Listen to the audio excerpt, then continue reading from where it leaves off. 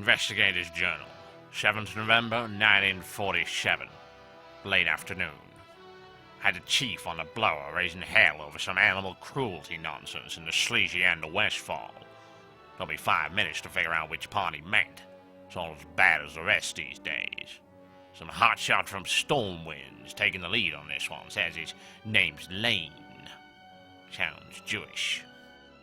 Chief says it's all routine. He just wants someone to keep their peepers on the suit, but something don't smell right. Most likely the rotting horse.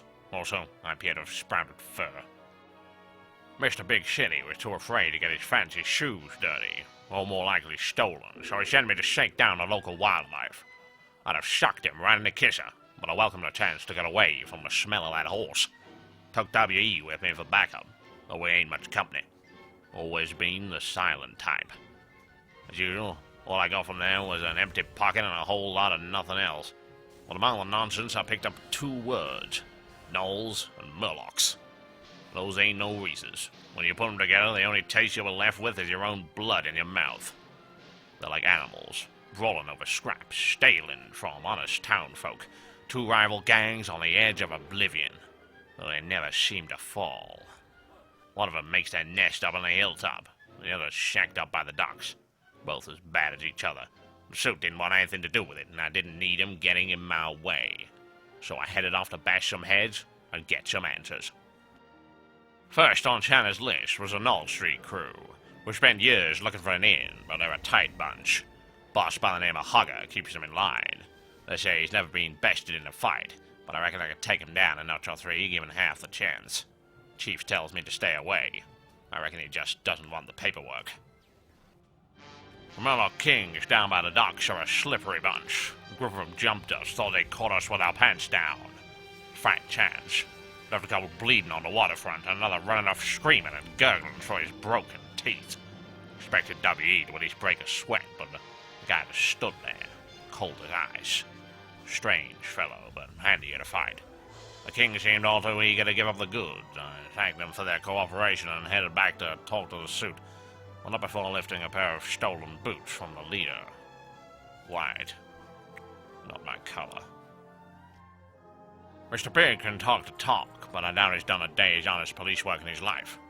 Shrugged up my clues like they were beneath him. Self-righteous bastard. Probably a commie. Should have taken him in right there, but I can do without the chief breathing down my neck over it. W.E. always helps me keep my cool. Been a partner since level 10.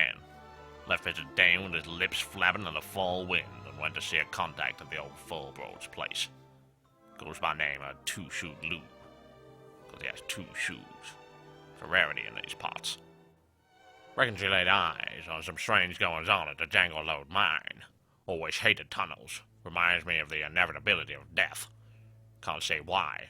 Likely a lack of needless metaphors in my system. Could use a cup of joe. Before we headed out, I had a bit of a powwow with candles. The man seen things no one should ever have to. Eyes distant, staring into an empty void. Vengeance is an ugly mistress, and Candle's affair with her is a sordid tale. Promised I'd give those kobolds a good beating given the chance. I'm a man of my word. Also, appear to have breasts, possibly feminine. Should go check it out. What happened next sort of surprised me, but nothing shocks me anymore after 20 years on the job. This burly oaf appears out of nowhere. Don't know how someone that big can move so quietly. Hid under a crate. W.E. just froze in the shadows. Just when I thought I'd seen everything, a scent drifts my way. Smells like sweet sorrow, drowned in the bottom of a lake of crystal water. Also a distinct nuttiness and possible hint of strawberries. I take a peek from under my wooden disguise that takes my breath away. Silhouetted in the faint light are curves a man would die for, and gams that stretch from here to eternity. Her face was cloaked in the murky darkness, but there was no mistaking that form. My sweet femme fatale was like staring at a beautiful hangman's noose, and I knew she'd kick the chair away more than once. Her perfume brings back memories of the past, some I hoped I'd forgotten. The others I should have, but didn't. Wonder if she's into furries. I shook my head and focused on the task at hand. If she was back, that could mean only one thing, and it wasn't going to be good. I had to tell the suit, but I reckon he's in on it and can't be trusted. Looks like it's just me and W.E. against the world. Could use a donut. End of entry.